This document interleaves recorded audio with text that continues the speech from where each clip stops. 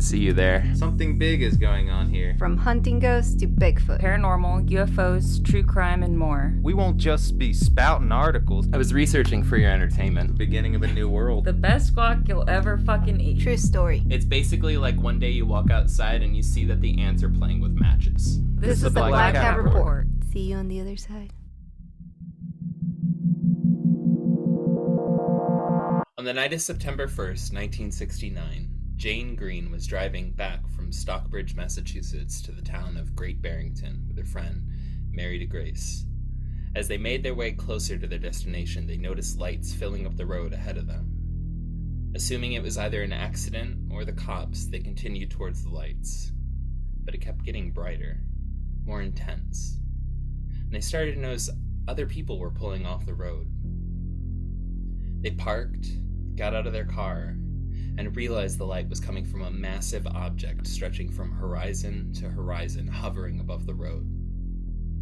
In absolute silence, everyone stood frozen by what they were witnessing. The object then raised up higher, shot left, then to the right, and took off in the blink of an eye. Jane, finally making it back home, would call into the local radio station asking if anyone else called in about the strange craft. The DJ dismissed her and laughed it off. Within the next hour, though, the station would begin being flooded by calls like Jane's from all over the county. This week, we're covering the Berkshire UFO Incident. Hello, everyone, and welcome to Lucky, episode 13 of the Black Cat Report. My name is Gil, and I'm joined with the other incredible host of the show, Joey. Ew. Betsabe. Hello. And Selena. Hello. Our episode today will be covering a series of close encounters and abductions, all taking place one night in Berkshire, Massachusetts on September 1st, 1969. This area of the country was absolutely terrorized by this incident, and we fully plan on explaining it for your entertainment. That's so funny because so many people have done that, and it's just such a random town too. Like, it's just popular because of this. It is. It's like a weird, it's a really weird, like, rural region, which, like, UFO cases never happen in big cities. And by that, I mean they totally do happen in big cities, but, like, aren't reported like this, I feel like. Yeah. Mm-hmm. Well, I mean, this one, they had so many people, and like they were saying, like, this UFO, or, it just didn't care, and it was just going around and doing its own thing, kind of like I feel like this was like his first job ever, Like, Yes. it's my first day at work, so I'm doing everything wrong, Wait, which Tom was I supposed to get? Fuck! The one with the H or the one with no H? Get to that. First name, last name, god damn it! Nobody ever clarifies shit around here. I know. Yeah, you can. I might be a totally gray, tell but today I'm blue.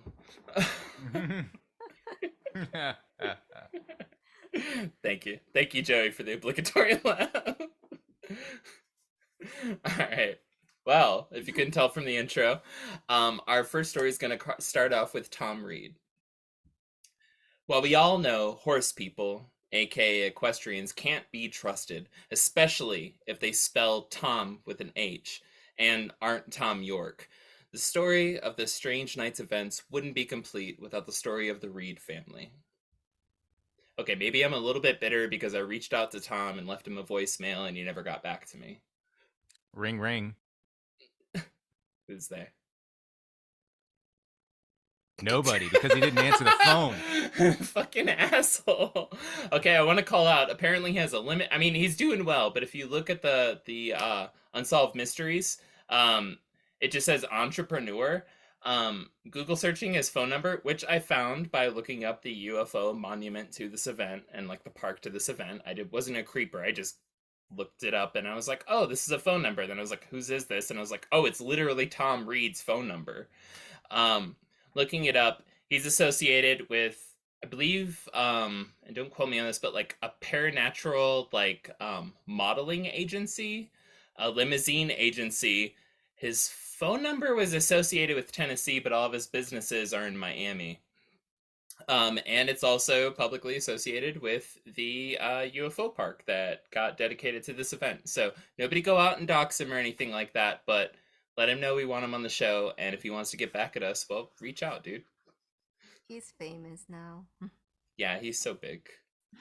But so again, he was an equestrian person, so like they can't be trusted. Everybody knows that. Anyways, 10-year-old Tom Reed was making his family proud, riding a horse around at some event in town, when suddenly his saddle became unsecured. People at the show managed to slow the horse down and stop it before Tom got injured.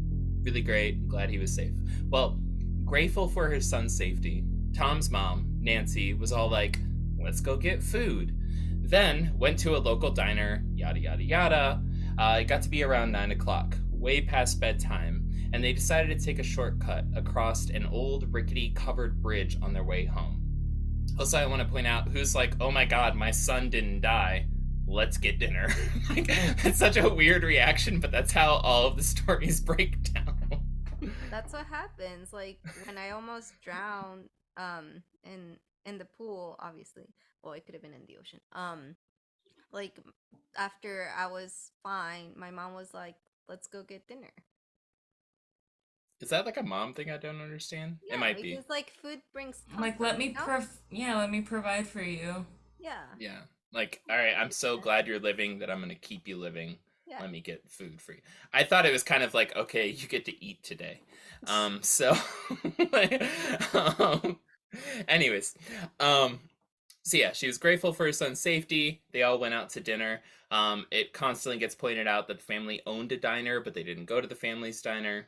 Anyways, while Tom and his younger brother, Matthew, were sitting in the back of the family station wagon, which I will now refer to as a space station wagon, Tom was downing Fireball like no one's business.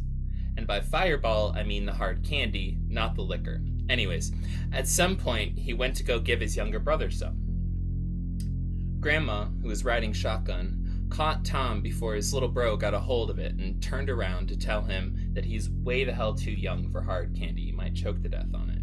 Well, midway through laying down the law, Grandma sees a light rising from the banks of the Houstonic River. It was around that point that Nancy finally was pulling off the old bridge and saw just to the left in front of them a massive 1 to 2 story ball of light just floating there. At this point, with the space station wagon barely moving at a crawl, multiple beams of light shot from it, hitting the car. Matthew, who apparently has the same attention span as me, looks over to the right and points out a large, swirling orange orb floating next to them. While still slowly driving forward, they hit an auditory dead zone. Everything goes completely silent. The air feels different, almost like they're floating underwater. The ball of light suddenly disappears and Nancy finally pulls over. Then, boom! A massive, disc-shaped craft the width of a football field, or, for our European listeners, the length of 800 cheeseburgers appeared hovering in front of them.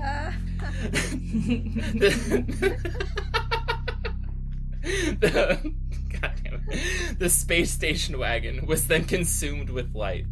All the sounds of the forest that had been muted came rushing back, but overwhelmingly loud. Boom. The car was off, and they were sitting in a pharmacy parking lot a mile away. Wow, that's insane. It's weird, right?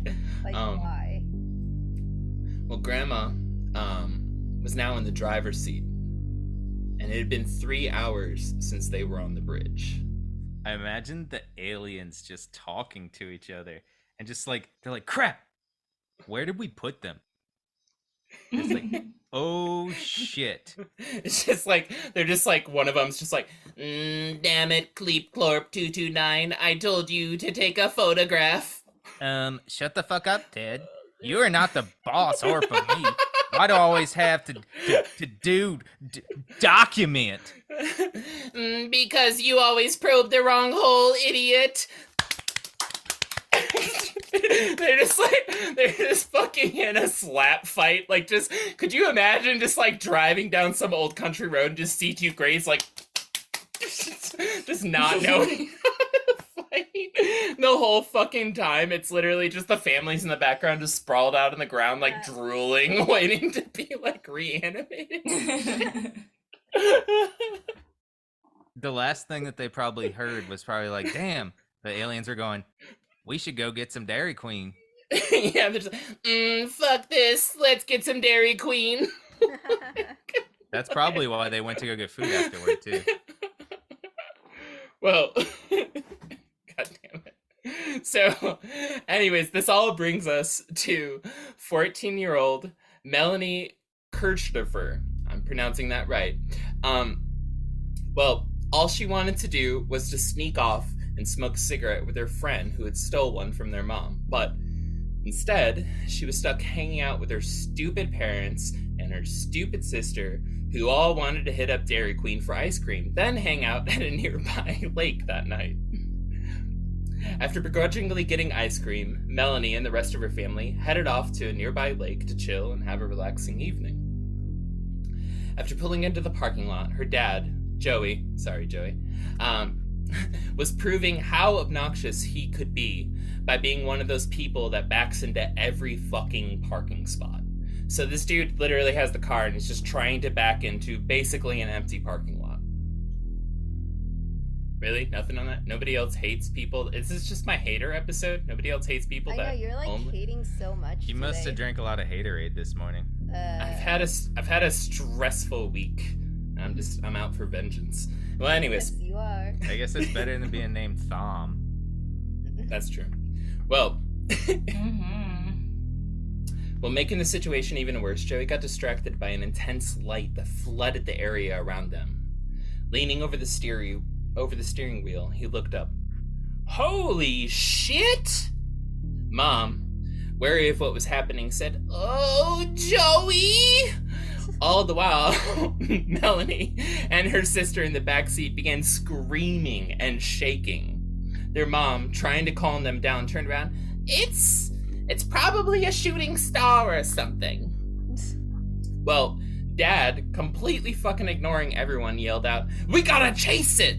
And probably self-satisfied that he backed in and was ready to go, he hit the gas. That's when Melanie's... God damn it. Damn it, Joey, don't be a Joey. well, that's when Melanie's memory began breaking down into parts. All right, so you have to realize that this is when it gets a little bit weird. So it begins breaking down into parts. All of a sudden, she's levitating outside of the car. And then she's on a ship. She's laid out on a table, looking over and seeing kids all around her. One by one, they begin disappearing. Whoa. Then she opened her eyes, and she was laying on her back, alone, near the lake. Everyone was gone. Confused and frightened, she began making the long walk home alone. Later, she would find out she was the only one in her family that had any memory of what happened after they all saw the light. And I sincerely hope she was able to find a cigarette on the way home. I mean, that's what Fireball will do to you, you know? Oh, that was Tom. That was Tom with an H. I'm sure it was spread around the town. Yeah. Oh my god, what if a bad batch of Fireball caused all of this? You never know. This would have been around the MK Ultra testing. Maybe they just slipped some LSD into all the Fireball candies.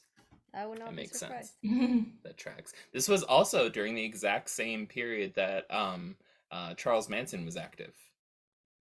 Fun fact. Fun fact. August to September, just saying. Anyways, so now we're on to Tom Warner.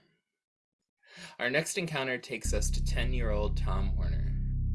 Tom was hanging out at his neighbor's house with his friend, 13-year-old Debbie Green, as her older sister, Jane, was babysitting him. It was a typical evening. Tom and Debbie calmly sitting in the dining room, while Jane was slamming the table, yelling at Tom to stay in the lines. He was I wish that was an exaggeration, but every interview about this specific situation brought up the fact that Jane was literally slamming the table, yelling at poor Tom Warner, being like, he remembers. Yeah, well, like everybody, there's other witnesses, like everybody's just like, yeah, she was slamming the table, telling him to stay in the lines. It's like, dude, it's a 10-year-old, like, chill the fuck out. Even the aliens were thinking that too. They were just like, we got to get him out of this house. Yeah. I think so. So, like, I don't know. I picture this whole thing as just being like, you think you're gonna get into Harvard with crap like that? Stay in the lines! Just like yelling at this poor 10-year-old. So, everything was as it should be. Tom was being yelled at for drawing and coloring outside of the lines. And that was until Tom walked over to the window and looked outside, probably to contemplate if a Catholic boys' school would be easier than hanging out with Jane. Probably. That's when it happened. Tom heard the voice of God. Or at least that's so much. how he took it. You need to go home now. Tom looks over at Debbie and says, I need to go home now. They all ask, what? What are you talking about? Did your mom yell for you? Did your mom tell you to? And he's like, no, I heard a voice. Maybe from that cloud up there. Aww. It was at this point, Tom, not being one to disobey orders, just fucking booked it. Tom bolted past a confused Debbie and Jane and began running through the yard towards his house. Chasing after him, they watched as he made his way to the end of their yard. Suddenly, Tom hits a point where all the sound disappears, and his breath was taken from him. He looks left, and almost instantly, a massive 30 to 40 foot UFO drops out of the sky. It's rotating in 3 different directions, with beautiful lights swirling on it that he says, to this day, he cannot explain. And I listen to interviews, he's really into, like, watercolors, water painting and stuff like that. Still can't make these colors. Well, while staring at it, mesmerized, a beam of light comes down and hits him. Tom tries to run, but it's no use. Everyone watches as Tom is suspended, running in place, literally inventing the Running Man. His arms jerk back like he's strapped to an invisible table. Air fills his lungs in a way that he says later it could be best explained as that first breath when you first come up out of water when you're swimming. Then, poof, Tom disappears. I could just imagine this whole time that Jane is still yelling at him like, damn it, Tom! You think you're gonna get abducted running like that? Stay in the line! Just like still just banging on shit in the background. Breathe in the lines. Breathe in the lines. God damn it, you're never gonna get Harvard like this. Well, anyways. And so, this is when it gets even more wild. While Tom was gone, wherever he was, he began having strange, momentary flashes of memory, brief clips of scenes where he was floating inside of something, looking down and seeing tons of young children, basically Anatoly Slivko's dream. Aliens. Oh my God. And what he assumes to be an alien hybrid. At one point, he sees a girl, Anatoly's nightmare, her eyes absolutely sunken back in fear, her face horrified. It was Melanie. As he floated, he saw the room filled with colors, none of them in the lines, as well as a flat table, strange instruments, and control panels laid out. That's hilarious. You got me on that one. Then poof, he opens his eyes and sees a light shining down onto him while lying flat on his back at the other end of the yard. His brother began screaming, get up, Tom, run! But he can't. And it was at that point he heard a voice in his head say, I'll be done in a minute. He lays Excuse there. me. I know. He lays there, completely held down by the light, then snap, the light shuts off. He stands up, and literally everybody involved in the situation watches as a UFO darts away. In all, he had vanished in full view of at least 3 people for 7 minutes. I mean, what I like about this story is I think it's been like the most descriptive like rapture story I've heard from people. Like the details and sorry, the details in every single story. They're just so they're like very like you can make a movie out of this, you know? Because most Yeah, people when they get abducted or whatever or they see something, they're like, I think this is what happened, but maybe it didn't. But then I heard something, and they're not very like you can't really paint a story with it. But with this, like every single person can tell you exactly like how it happened, you know, and they yeah, all match too. It's not like it was just like Thumb, you know, that had the one story. They all match, and then like the crazy part to me is that the other Tom um actually saw Melanie, you know, and they said that yeah, later when they were adults too. They were like, yeah, "Yeah, I saw you in the ship. I saw you in the ship too," you know? Like that's insane. Like you've never heard of this before. yeah. And that was listened to a couple interviews with both of them, and they both admitted to the fact that like while they didn't acknowledge it when they saw themselves, like a few years later, like basically Melanie, you know, she's a few years older than him. She would have been like a senior in high school by the time that like Tom was becoming like a freshman in high school, and they both saw each other and they instantly had that like connection. They were like, wait a second, I know you from somewhere. And they didn't talk about it for years, like up until like a handful of years ago. They just straight up like didn't acknowledge it, but they both you know, basically through talking to friends and talking to people over the years, they both acknowledge the fact like I totally saw that dude. I know exactly where he's from. And like this event was so huge and so widespread. Like, you know, I don't know if we said it at the intro, but like it got upwards of like 40 or so people across the area are documented, apparently, or yeah, as like to have seen or to witness or to like interacted with in some way this whole experience of like a rookie alien doing catch and release all across town, right?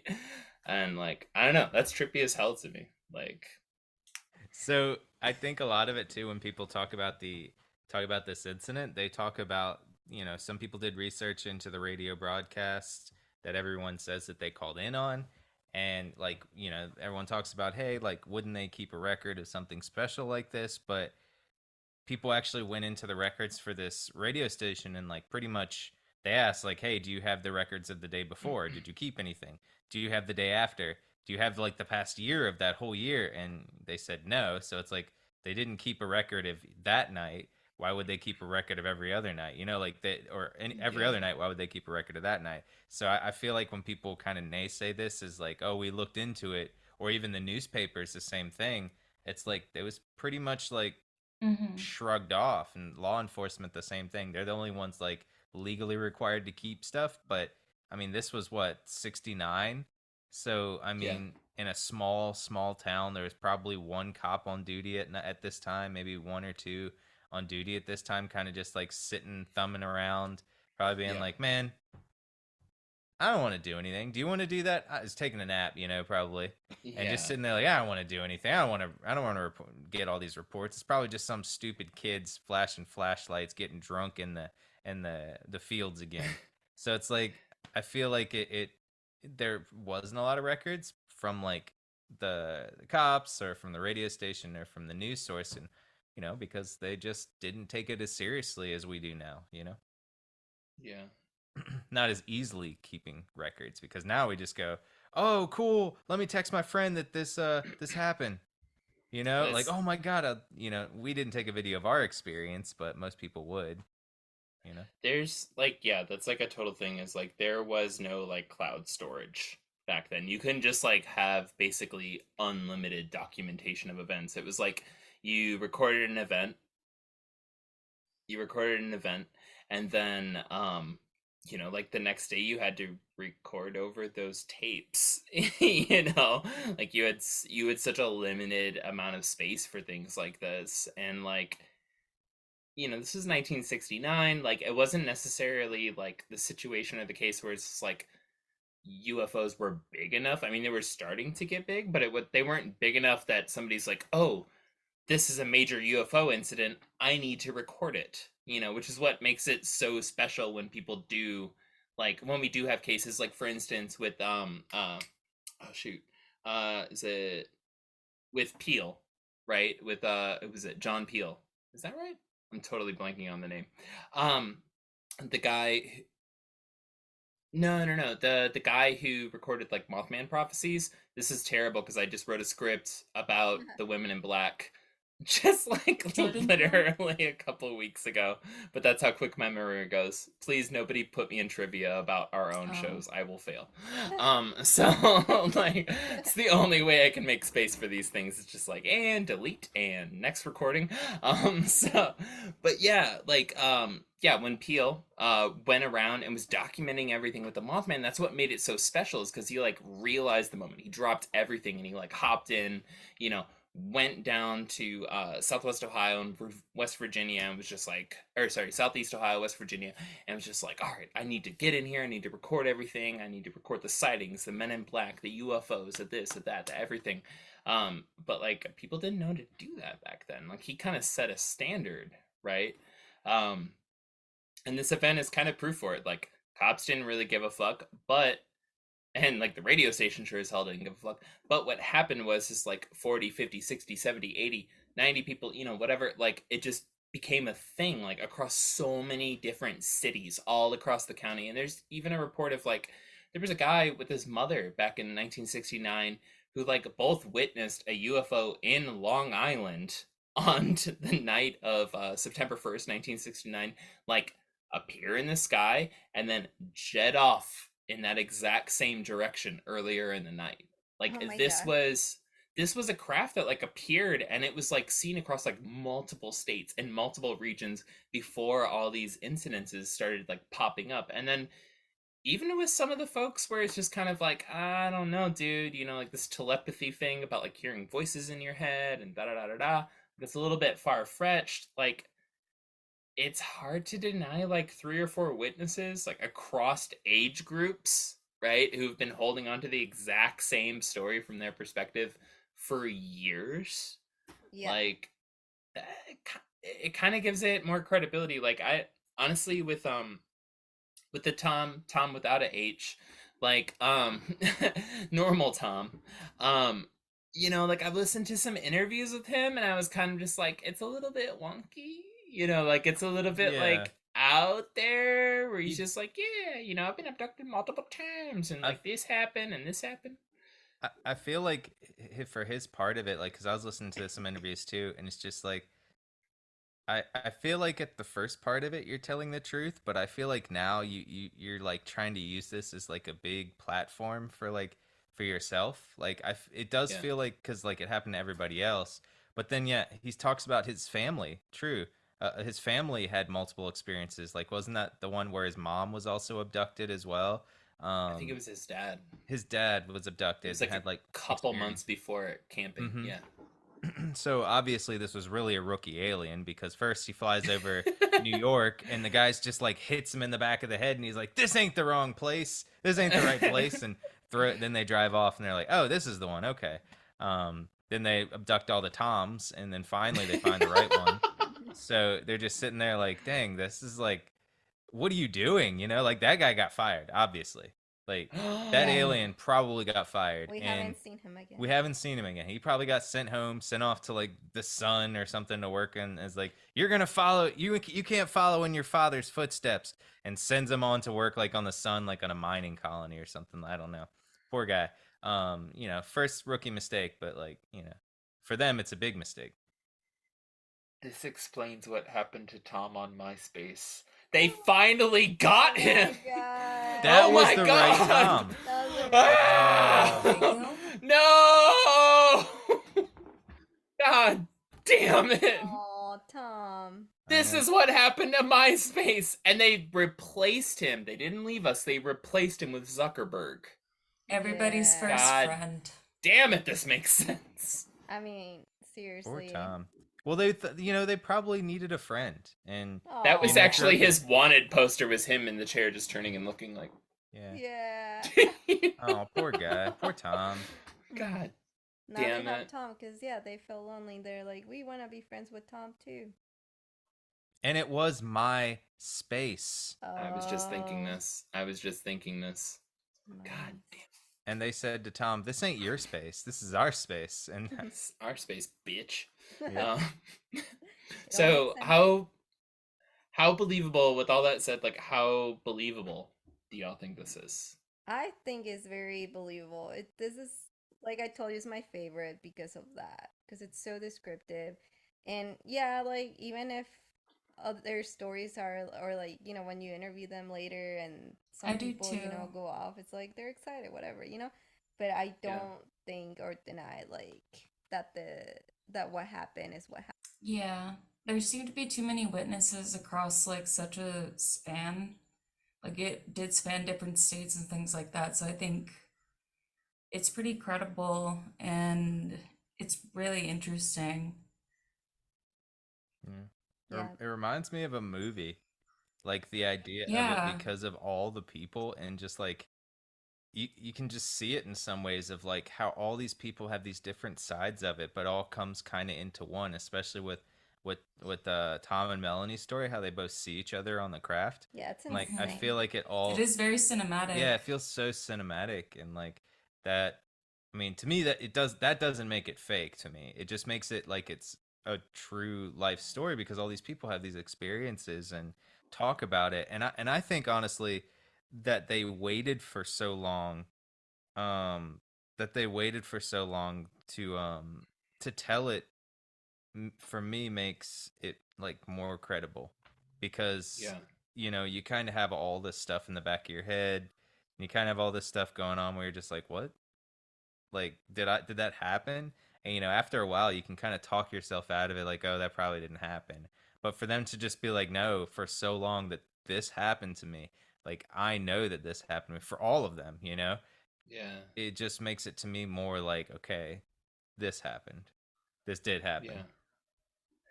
I kind of I don't know. I'm gonna come in as the skeptic in this one. There's something that feels off to me, even though there's like large numbers associated with this. Like, and the reason why I say that is because um there's this number 40 that keeps getting thrown around. There were 40 witnesses, 40 people saw it, 40 this, 40 that. Oh, I I didn't notice won't that. it's in everything. They just keep citing the number 40. I have yet to find a single list of those 40 witnesses. I have no clue where people are getting this number of 40. And while 3 or 4 or 5 or 6 or whatever, 10 witnesses is a sizable amount for an event, for an experience, it's this number that's just set, that's really high, that's almost unquestionable, right? It's reasonably unquestionable. If they would have said 3,000, it would be like, that's insane, but like 40 is like just low enough in my mind that it's like, that sounds fair, spread out over counties at 9 o'clock at night, that sounds fair. Everybody's saying 40. Show me a list of these 40 witnesses. I've been looking for it and I can't find it. They just keep saying this. And the fact that it is a small town, it is a small area, and hoaxes do happen. And the way that Tom, without the H, responds to certain things, it made me a little bit sus.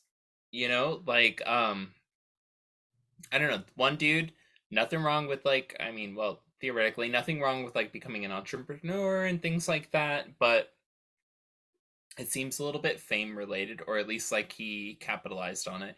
And with Tom, the Tom, Tom with an H became the entrepreneur. Tom without the H did not become an entrepreneur. Thanks so much for listening to the Black Cat Report and our episode on the Berkshire UFO Incident. Make sure to keep up with us online on our Instagram or on our website, blackcat.report. Reach out to us and let us know what kind of merch you want to see in our online store. And always remember to like, review, and subscribe wherever you get your podcasts. Now let's get back to the episode.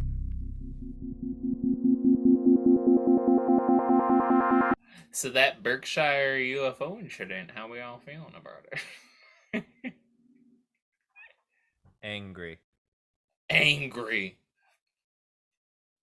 Confused. Well, I just bought a 250-page book that I have to read within the next 3 days, and I'm going to deliver you guys next week a fucking insane abduction story. And I'm not going to say it's more believable, but I will say it's more credible. Yes. I was going to ask if you found it more credible. I haven't read it yet. But based off the credentials of who's backing it up, I don't want to give away any spoilers. Based off of like who's backing it up and why they're backing it up, I put some weight into it. You know, like this is the same time as J. Allen Hynek, right? This is the same time as Project Blue Book. This is the same time as kind of the heavy hitters in ufology, right? Stanton Friedman, folks like that. And there's not a whole lot of weight behind Berkshire. And I'm not going to say that they're like a flawless and that like they always get it right or something like that. But I am going to say when they throw their weight behind a case, like they put their name behind a case, it's because they've done a shit ton of research and they feel comfortable doing that. They don't often just kind of go out there and they're like, yeah, I'm looking into this and this is what I know. They like kind of keep it close to the chest until they're like, yes, this is something. So next week we're getting heavy. I wonder how much a lot of those people actually really looked into the Berkshire UFO incidents, if they like did, you know, besides like the early, you know, UFologists. investigations into them and just see. I wonder if like they did. I mean, I know that a lot of those people you just mentioned are very, you know, meticulous about how they view stuff, about how they, you know, investigate things. So I imagine that they did go interview people. They probably went to the town, called the radio station, called the police, like where we're talking about, to get records. And for them, they didn't have any records. So I imagine at that moment they probably were just like, nah, this is, to us it's too much of word of mouth and not as much of, you know, just records or believing in 2 to 3 people. And then also probably saw that guy Tom basically going out and just kind of using the UFO abduction to kind of further his own career and further his own like life. I mean, Melanie didn't, like, you know, some of these people did lose a lot from this happening. What is it, the family had to sell the restaurant, I think, afterwards and move out of the town. So when that stuff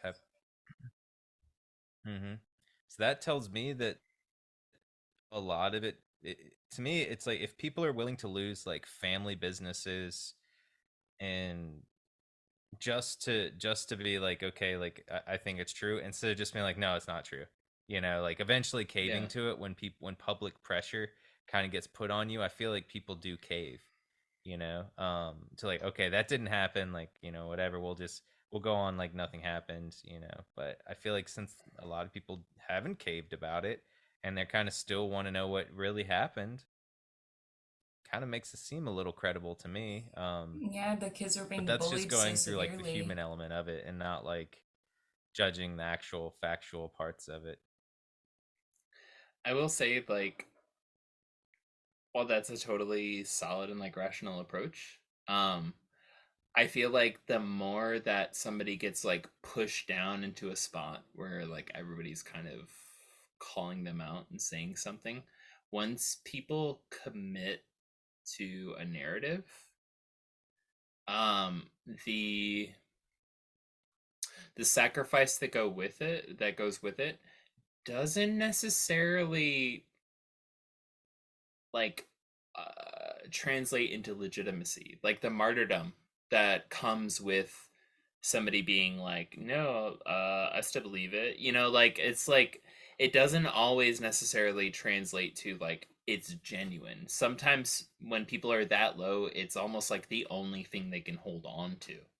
But and the reality is like if they let go of that, then they not only have people that are making fun of them and don't believe them hating them, now they have the people that were believing them hating them. At that point they've lost everything. Like who the hell still backs them? Like once you kind of get like, and especially in a situation where it's like you're quickly getting knocked down to a certain point, it's like if you give up your only supporters, like that's even more tough than just doubling down. So like, and I do, you know, it's really easy to, I often like look at this and I'm just kind of like, yeah, you know, they're like, man, they would sacrifice so much, and I feel the same way. But then also a skeptical side of me is kind of like, yeah, but if they dropped it at that point, like they lose everyone, you know. That's true. I mean, they wouldn't have anything left, and not even their story. So I guess their life in their eyes would just be like, whoa, like we pretty much just wasted all of our time on this. Yeah. Which would suck. That would be really bad, you know? Yeah, it'd be super shitty. And like, I don't know. I think something happened September 1st, 1969, in Berkshire, like Massachusetts. But some of these stories just seem a little bit like extra to me. I don't know why, but it's something in the research smells fishy to me. That's all. I'm just kind of like, I don't know. Something feels off. I can't put my finger on it.